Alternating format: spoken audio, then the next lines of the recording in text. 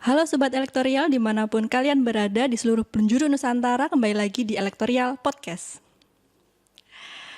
Baik, hari ini kita kembali lagi di podcast KPU Kota Blitar yang kedatangan narasumber yang luar biasa. Hari ini ada Mas Dendi. Halo Mas Dendi, apa kabar? Halo Mbak, baik-baik aja sih. Namanya siapa Mbak? Lupa, belum kenalan. Nama saya Asna, Mas. Oh, Asna. Iya. Jadi Mas Dendi ini adalah Sekjen DPP Gemen-IA. Oke. Kebetulan Mas Dendi ini lagi ada acara di Blitar, jadi kita culik untuk ke KPU Kota Blitar ya. Iya, Kita akan disekap pokoknya. Oh enggak, paling nanti dikasih makan enak kok Mas. Pulang dari sini pasti gemuk nanti. Oke, Mas Dendi, kalau Mas Dendi ini di KPU Kota Blitar, tentu yang kita bahas ini adalah tentang pemilu. Mas Dendi pasti sudah tahu dong kalau beberapa waktu yang lalu itu pemilu 2024 baru saja di launching. Yeah. Tanggal 14 Juni kemarin ya. Nah, kalau menurut Mas Dendi sebagai aktivis, ya kan, bagaimana Mas Dendi ini menyikapi tentang tahapan pemilu 2024 yang baru saja di launching? Iya, ini ngomong soal pemilu ini hal yang menarik ya, maksudnya selalu kita bicarakan per 5 tahunan. Cuman kami sebenarnya dari segi aktivis itu punya harapan besar terhadap adanya pemilu, utamanya pemilu 2024. Banyak kemudian aktivis-aktivis ini selalu menunggu momentum 5 tahunan. Dan ketika hari ini tahapannya udah dibuka, tentu peran kami sebagai mahasiswa, sebagai aktivis nggak kurang dan nggak lebih, mungkin hanya bisa menjadi seorang pemantau. Tapi kami mempunyai ekspektasi lebih bahwa dalam pemilu ini kita tidak hanya sebatas menjadi pemantau, tapi kemudian juga ikut mewarnai demokrasi. Contohnya selain kita membuat beberapa posko pengaduan di beberapa cabang kami di daerah-daerah, kami juga ingin melakukan edukasi terhadap masyarakat. Artinya tugas untuk mensukseskan pemilu ini bukan hanya tugasnya penyelenggara, tapi kemudian menjadi tugas penting bagi para pemuda, para mahasiswa, para aktivis yang sadar akan adanya demokrasi untuk bisa memberikan edukasi terhadap masyarakat yang dibawa. Karena kesuksesan pemilu, kesuksesan demokrasi 5 tahunan ini itu terletak pada peran serta masyarakat untuk ikut mensukseskan. Jangan sampai kemudian pemilu ini dianggap hanya momentum momentum yang kemudian hanya dimiliki oleh penyelenggara dan para elit politik. Tapi bagaimana masyarakat juga ikut terbawa dalam euforia itu sendiri. Saya setuju sih, karena penyelenggara pun juga pastinya tidak bisa bekerja sendiri tentunya kan, pasti membutuhkan masyarakat juga ikut serta untuk menyuarakan atau mensosialisasikan tahapan, apalagi kan yang baru saja masih anget-angetnya ya kan, baru saja dimulai, apalagi juga khususnya untuk aktivis ya kan, perannya juga lumayan besar gitu di masyarakat. Siapa lagi gitu kan yang akan membantu kita untuk mensosialisasikan, mensukseskan juga. Nah, kalau menurut Mas Dendi sendiri nih, demokrasi di Indonesia itu sebenarnya kayak gimana sih? Ini sebenarnya kalau ngomong demokrasi ini kompleks, Mbak. Jadi saya itu melihat demokrasi nggak hanya cuma pemilu ya. Artinya ngomong sistem sampai peran anak bangsa itu seperti apa. Kalau saya sih sampai hari ini mungkin nih ya, ada ekspektasi yang lebih dari aktivis-aktivis yang hari ini mungkin sudah mengalami kegalauan. Selain ngomong soal pemilunya, kalau ngomong demokrasinya, banyak kemudian ruang-ruang demokrasi yang hari ini dirasakan aktivis itu menganggap aktivis hanya sebatas penggembira. Jadi orang-orang yang kemudian menjadi aktor-aktor politik, kalau misalkan di demokrasi, di aktivis kan kita seringkali ngomong aktor politik nih, ya kan? Selama ini yang menjadi aktor politik beberapa belakangan periode-periode presiden, periode-periode pileg dan sebagainya itu yang menguasai adalah orang-orang yang kemudian mempunyai popularitas. Tanpa kita ketahui adanya kualitasnya seperti apa. Pokoknya dia terkenal, dia populer, nggak tahu kerjanya kayak gimana, yang penting dia tenar.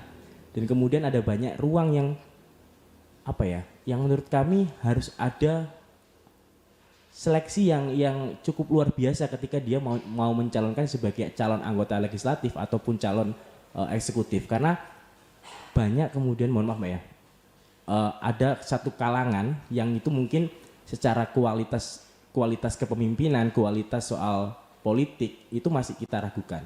Tapi kemudian kelompok ini adalah kelompok yang dikenal banyak orang, tenar lah ya kan. Yeah. Misalkan sering muncul di televisi dan lain sebagainya. Terus tiba-tiba mencalonkan diri sebagai anggota legislatif. Nah, kalau kelompok-kelompok yang ini kemudian diberikan ruang yang sangat luar biasa, bukan berarti kita nggak mampu bertarung dengan kelompok itu, tapi kemudian negara harus mempunyai sistem. Boleh mereka bertarung dalam perlegislatifan, tapi kemudian harus ada penyaringnya. Jadi nggak cuma modal dia tenar, tapi punya kualitas. Nah, menurut saya peran partai politik juga penting dalam artian untuk menseleksi kader-kadernya, untuk menseleksi orang-orangnya yang akan ditampilkan dalam pertarungan legislatif adalah orang-orang yang mempunyai kualitas. Jangan sampai kemudian aktivisnya menjadi penonton, yang bertarung ini adalah orang-orang yang hanya modal popularitas. Nah, kalau sudah seperti itu, aktivisnya hanya sebatas penggembira, hanya menjadi tim suksesnya doang, tapi yang tampil orang-orang yang tenar, ini demokrasi akan rusak. Karena apa? Yang menduduki posisi-posisi strategis, legislatif dan eksekutif adalah mereka-mereka yang kita tidak pernah tahu kualitasnya seperti apa. Sehingga dipastikan demokrasi juga akan turun. Menurut saya antara sistem demokrasi sama yang namanya kepemiluan itu harusnya berbanding sejajar. Karena kalau nggak begitu, misalkan katakanlah pemilunya sukses, tapi kualitas demokrasi ini bukan hanya soal kepemiluan, tapi bagaimana orang-orang yang menjadi calon legislatif dan eksekutif itu benar-benar mempunyai kualitas. Sehingga menurut saya pentingnya demokrasi hari ini memberikan ruang yang lebih untuk para anak muda, mahasiswa, terus kemudian tokoh-tokoh yang mempunyai kualitas dan kapabilitas yang sangat luar biasa. Karena ketika ruang itu hanya diberikan oleh kelompok tertentu yang saya bilang tadi itu bisa membuat akan ada kekacauan demokrasi yang luar biasa. Mungkin nggak kita rasakan sekarang, tapi mungkin 5 sampai 10 tahun yang akan datang akan bisa terjadi hal yang tidak pernah kita bayangkan sebelumnya. Mungkin bisa kacau, mungkin bisa negara kita tergadaikan dan sebagainya. Itu sih. Oke, kalau dari penjelasannya Mas Dendi tadi, jadi perannya dari aktivis itu apa? Karena kan kayak contohnya semisal adanya money politik gitu semisal, itu kan banyak banget nih di luar sana. Jadi kan masyarakat itu lebih cenderung tertarik dengan hal itu dibandingkan melihat dari kualitas yang tadi Mas Dendi sampaikan. Nah, kalau menurut Mas Dendi sebagai aktivis kan, melihat fenomena money politik yang lebih diminati oleh masyarakat khususnya, itu gimana? Menurut saya ada kegagalan kelompok tertentu. Okay. Katakanlah menurut saya ini bukan gagal sepenuhnya ya. Ini sebenarnya peran pentingnya partai politik itu adalah melakukan pendidikan kader. Ya kan, pendidikan politik nggak hanya untuk kader, tapi untuk seluruh masyarakat. Nah, menurut saya peran partai politik untuk kemudian memberikan edukasi politik terhadap masyarakat itu masih kurang. Okay. Ditambah lagi posisinya ini masih debatable sih. Saya juga masih banyak belajar kemudian melihat proses pencalonan legislatif ini kan di model terbuka kan. Jadi nggak tertutup. Jadi siapapun yang mencalonkan kita bisa tahu siapa nama-namanya. Sehingga yang dilihat adalah banyak-banyakan suara dari nama-nama tersebut. Satu partai pun kalau misalkan ada 10 calegnya, itu pasti dia akan berlomba-lomba untuk kemudian mencari suara terbanyak dari masyarakat. Satu partai tarung Mas Ian, ya kan? Artinya dia akan melakukan segala macam cara untuk bisa mendapat suara terbanyak di dalam partainya sendiri. Itu belum di luar partainya ya. Artinya menurut saya dengan pola yang seperti ini saya masih sepakat dengan pola tertutup. Jadi yang dipilih adalah partai politiknya. Kenapa demikian?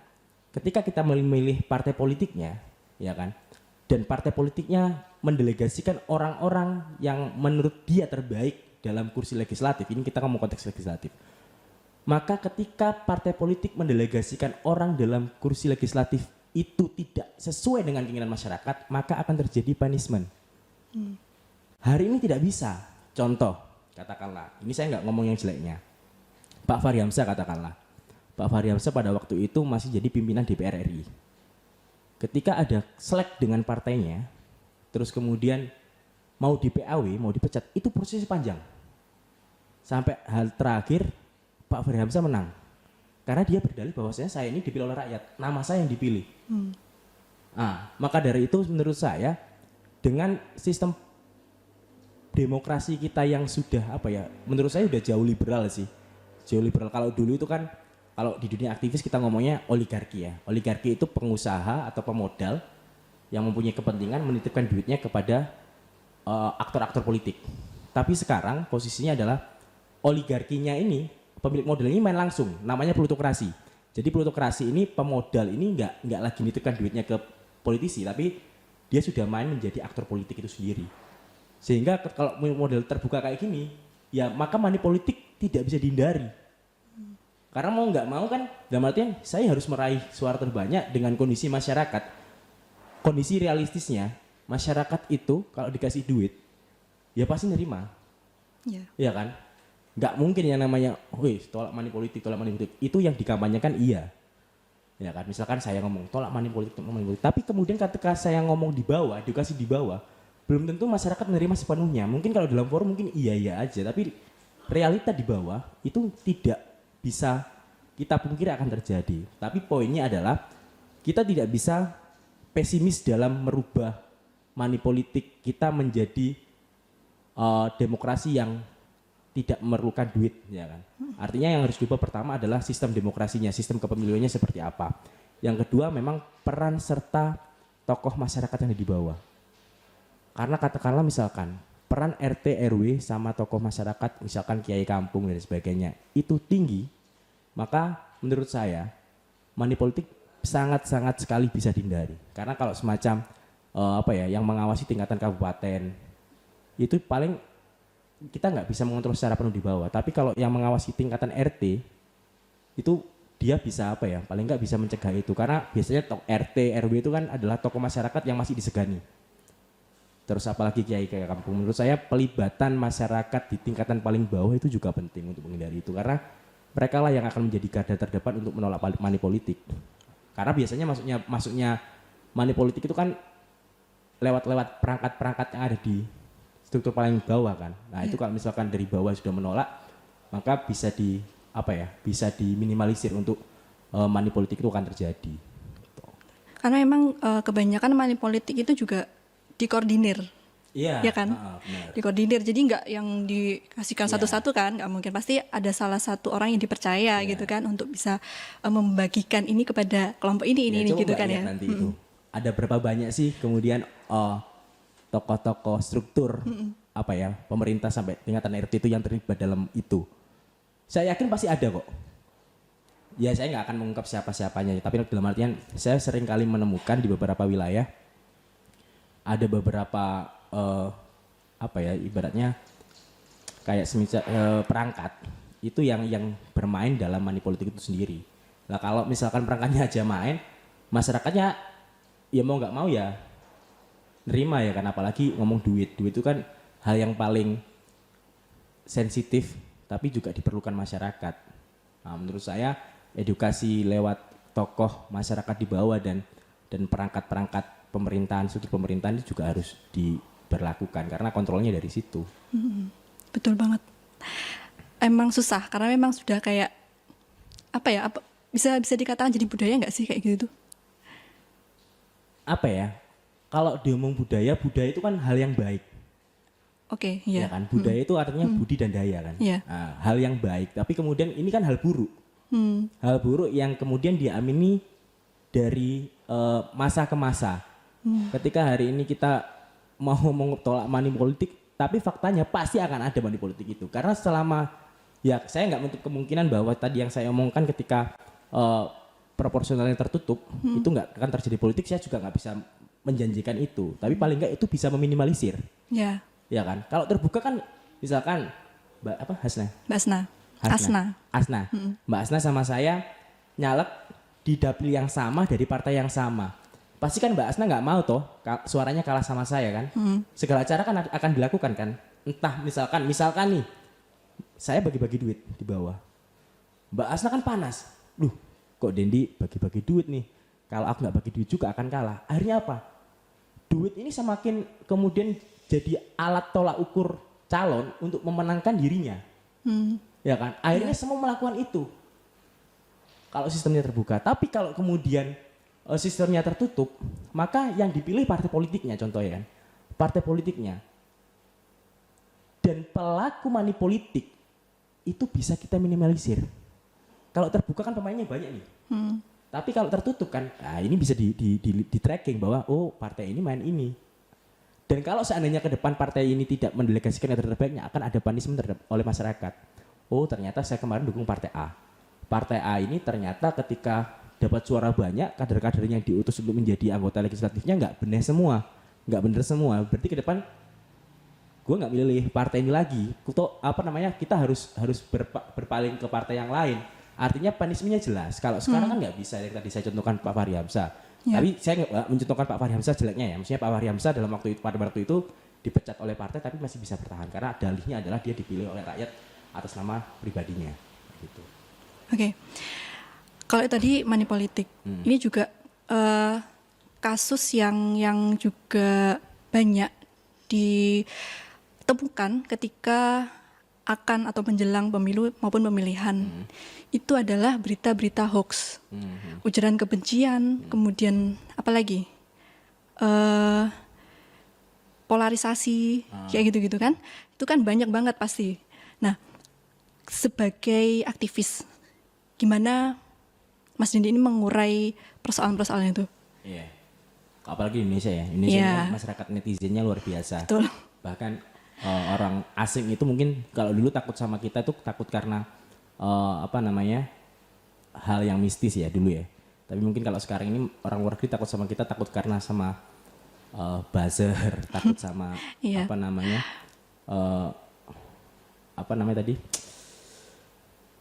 komen-komen dari netizen itu. Menurut saya kita nggak ini sih Mbak, maksudnya nggak mungkin bisa maksimal untuk kemudian melawan itu, tapi untuk mengurai itu iya. Seberapa banyak sih diantara aktivis yang kemudian tahu itu hoax tapi mau meluruskan? Terkadang juga banyak aktivis yang tahu itu hoax tapi cuek, acu tak acu. Misalkan saya dapat berita hoax nih, walah itu hoax ini, hanya sebatas untuk konsumsi pribadi, tapi nggak pernah menyebarkan. Katakanlah ini kita screenshot, terus kemudian kita buat status ini hoax, kan nggak banyak kayak gitu. Artinya kesadaran dari sisi aktivis juga harus ada sebagai personal yang kemudian menganggap informasi ini nggak layak untuk dipublish. Bagaimana kita mengkanternya dengan bukan mengantar nyerang balik, enggak, dalam artian memberikan edukasi terhadap masyarakat ini nggak baik. Nah, di satu sisi begini Mbak, masyarakat Indonesia ini adalah masyarakat yang kemudian saya lihat banyak, nggak semua ya, banyak yang saya ketemui adalah masyarakat yang reaksioner. Jadi kepancing berita sedikit langsung emosi, kepancing berita sedikit langsung update status, ya kan? Sebenarnya edukasinya dari mana sih? Paling penting kan edukasinya. Lah, sekarang kalau ngomong teknologi kita tidak bisa membatasi. Yang punya teknologi ini kan belum tentu orang yang mempunyai pendidikan yang mumpuni. Yang punya teknologi ini kan juga ada mereka yang mungkin yang tidak dalam tataran kita anggap pelajar ya kan, terpelajar. Tapi orang yang nggak terpelajar pun juga mempunyai teknologi. Nah, bagaimana cara mengurai kita? Ini yang paling penting adalah begini, Mbak. Menurut saya peran orang yang terpelajar, ini nggak hanya ngomong aktivis, orang yang terpelajar ini harus berani bersuara. Tidak hanya sebatas memiliki informasi pribadi bahwa tahu itu hoax terus kemudian cukup selesai di situ, bukan. Seharusnya ketika dia tahu itu hoax, maka dia juga harus menyebarkan informasi kalau berita itu adalah berita bohong. Jadi orang yang tahu bahwasanya informasi itu salah harus menyuarakan. Kita tidak bisa lagi mengamini pola-pola demokrasi di tahun 2018-19 kemarin, ya kan? Ada cebong lah, ada kampret lah, saling serang. Itu yang bingung masyarakat yang di bawah. kita kan nggak tahu itu permainan aktor politik siapa kan. Ya. Siapa tahu yang di atas ketemu tapi di bawah dibuat gaduh karena dealnya belum ketemu. Lah, ini peran pentingnya utamanya orang-orang yang terpelajar. Terpelajar ini nggak mesti mahasiswa. Orang yang lulusan SD tapi pikirannya dewasa itu bisa disebut terpelajar juga. Artinya orang yang terpelajar ini mempunyai fungsi yang sangat luar biasa menjadi tombak yang kemudian harus menyebarkan informasi yang sesungguhnya. Tapi saya lihat belakangan ini sudah mulai agak sehat. Artinya ketika ada informasi yang hoax itu langsung ada konfirmasi. Jadi udah ada responnya. Kalau dulu kan nggak ada respon, kan dibiarin gitu aja sampai gaduh baru ada respon. Sekarang udah nggak kayaknya. Dalam artian ketika ada informasi A dan itu sifatnya hoax langsung ada pembenaran.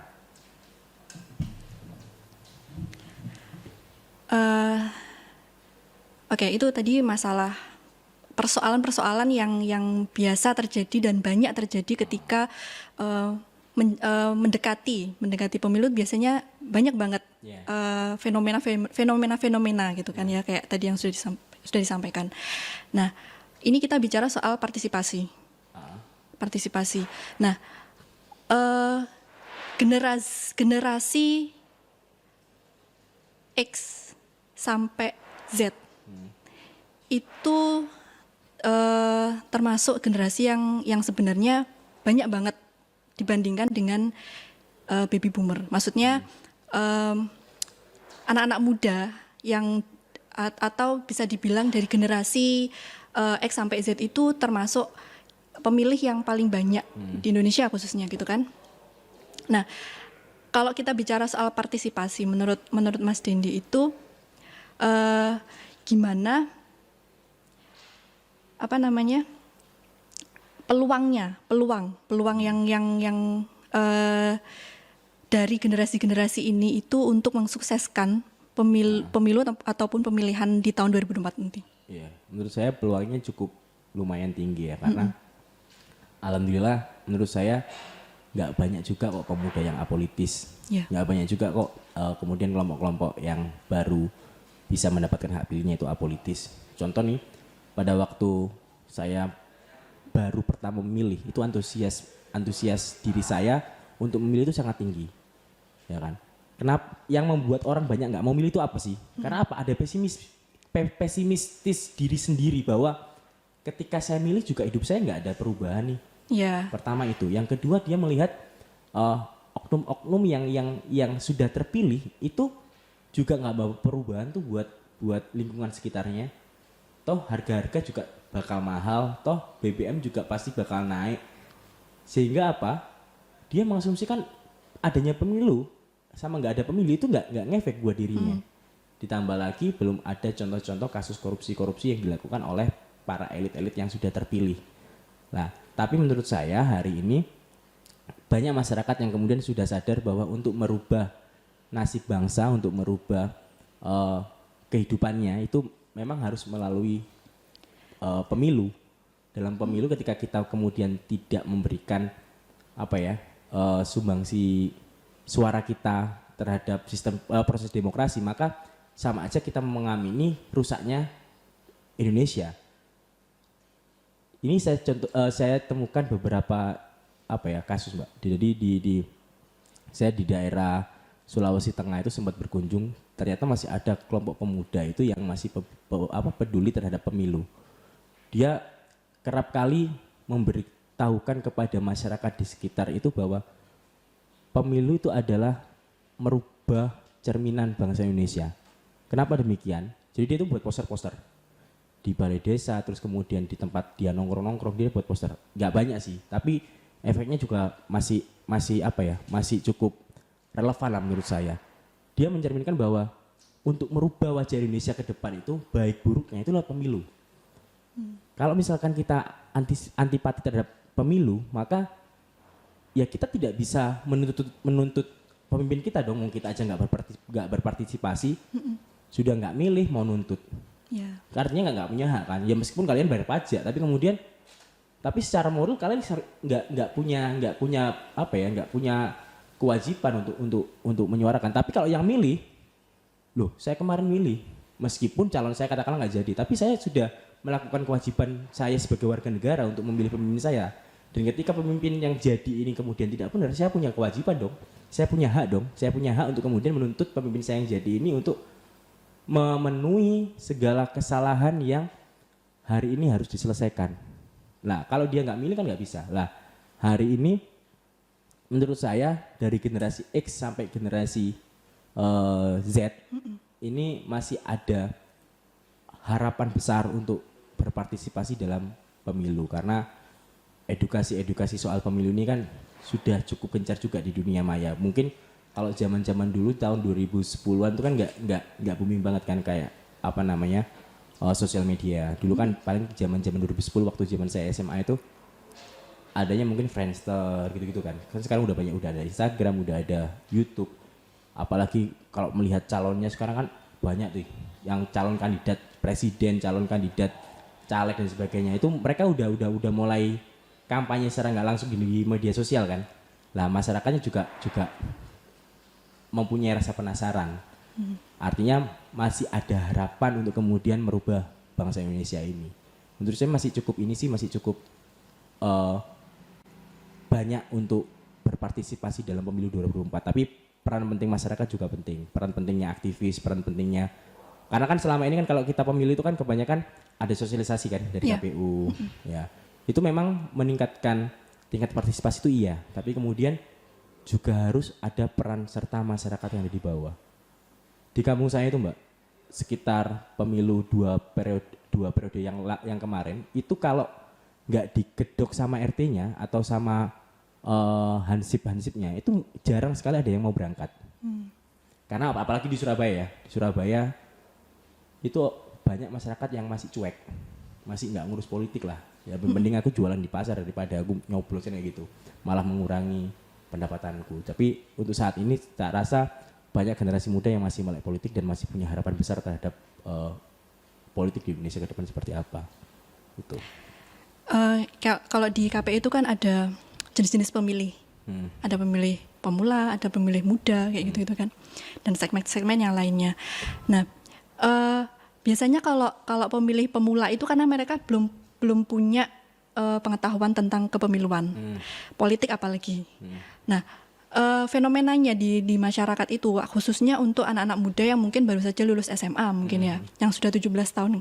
Nah, itu terkadang mereka itu tidak memahami secara mendalam tentang mungkin politik, kemudian demokrasi dan lain sebagainya gitu kan. Pasti masih banyak yang mungkin berpikiran yang mereka lihat itu adalah yang terpampang di media sosial semisal.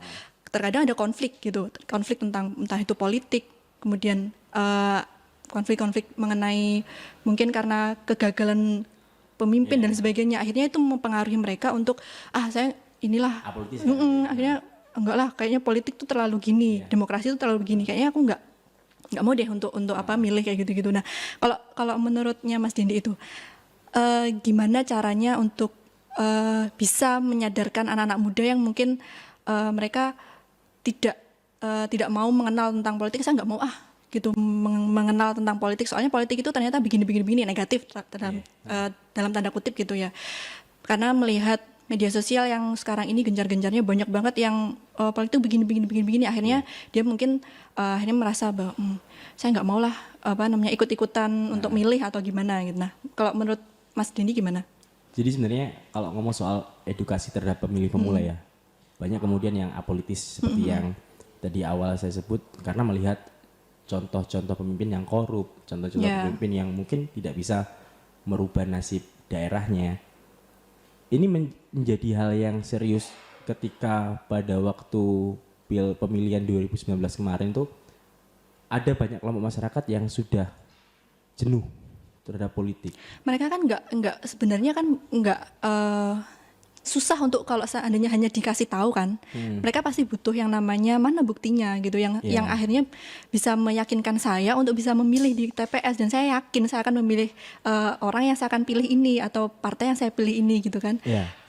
Sekarang begini Mbak, ini kan terkait trust, kepercayaan kan, kepercayaan calon pemilih terhadap partai politik ataupun tokoh yang akan menjadi kandidat eksekutif, baik itu wali kota, bupati, ataupun gubernur dan presiden.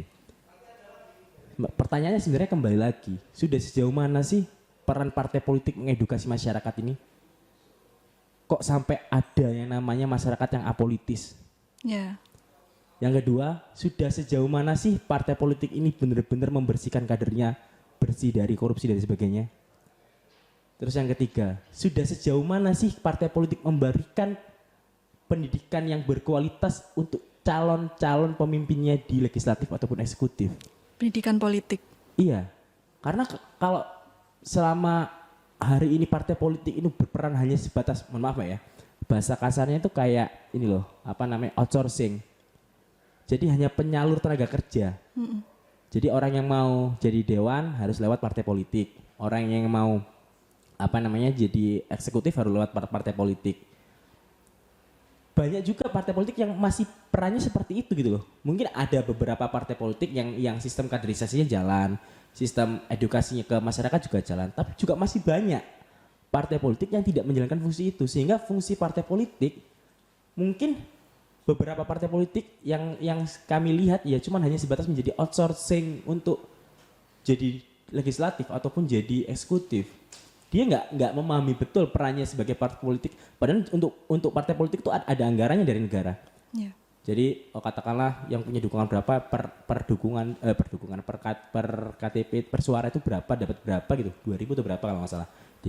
Dikalikan aja berapa ribu dari total pemilihnya itu. Artinya kalau semisal hari ini negara mengeluarkan duit yang nggak sedikit untuk partai politik, tapi kemudian partai politik ini tidak melakukan tugas dan fungsinya sebagai partai politik, maka menurut saya negara juga harus mempunyai ketegasan. Karena ini berhubungan banget antara apolitis, masyarakat yang apolitis ini kan dampaknya karena banyak tokoh yang kemudian dianggap tidak akan bisa mensejahterakan kehidupannya, tidak akan bisa mensejahterakan daerahnya, wilayahnya. Sehingga terjadi apolitis. Peran partai politik menjadi penting di sini. Katakanlah misalkan Mbak tadi bilang kita sudah ini ngajak-ngajak nih, ke TPS. Cuman yang diajak milih enggak nih, ini enggak bisa tak harapkan karena calonnya cuma itu aja sih. Oh, misalkan saya milih juga enggak akan merubah jaminannya apa sih kan gitu kan. Karena apa? Karena kita kan bukan bagian dari partai politik. Ya. Kita ibaratnya menjanjikan. Saya misalkan nih Mbak Asna, ayo milih ke TPS untuk milih calon ini nih, calon legislatif sama milih calon presiden. Tapi saya nggak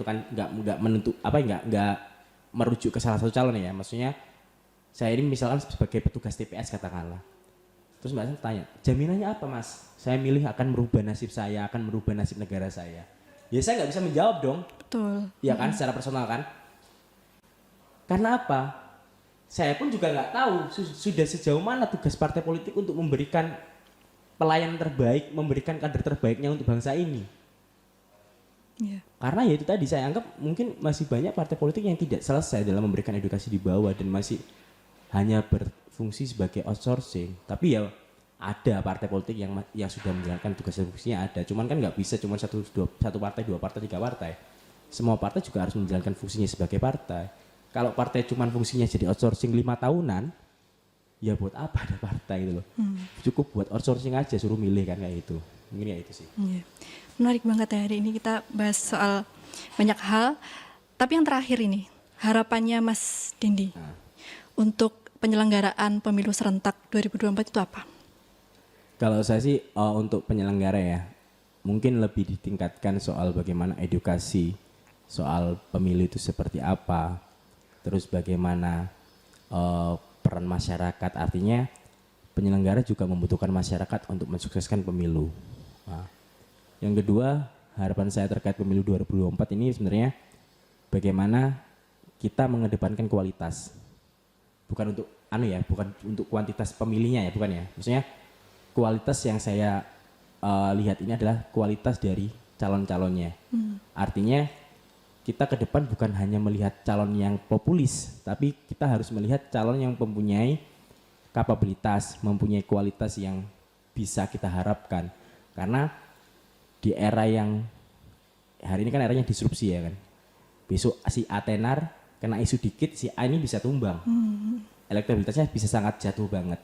Di era yang seperti ini kita harus benar-benar menseleksi dan bagaimana mengutamakan mana yang terbaik di antara yang terbaik, bukan mana yang terbaik di antara yang terburuk. Karena hari ini kita sebenarnya juga punya banyak pilihan kok.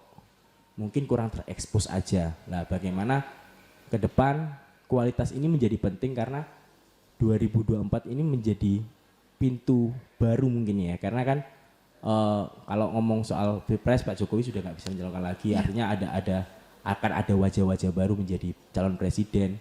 Itu adalah menjadi pintu awal kita untuk melihat Indonesia ke depan akan menjadi lebih baikkah atau menjadi lebih buruk.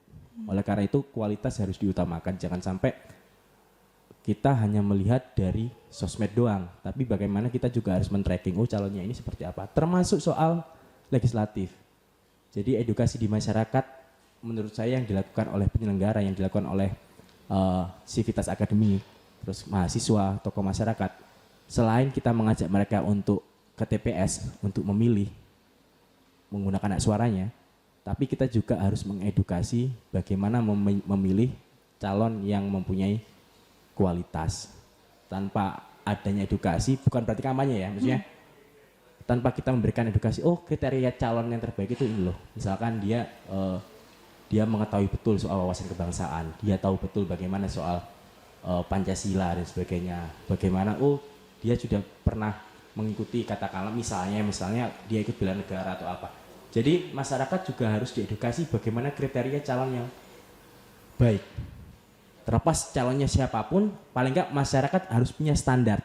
Ya. Ibaratnya kalau misalkan kita sebagai saya sebagai laki-laki misalkan mau punya pacar nih, terus nggak punya standar kan, akhirnya saya ini kayak lelaki apa kabar kan, maksudnya kayak semua diterima kan, maksudnya kayak gitu. Kita harusnya punya standarisasi yang kemudian itu menjadi tolak ukur, ini loh calon presiden gue yang kemudian saya titipkan harapanku untuk Indonesia kepada dia.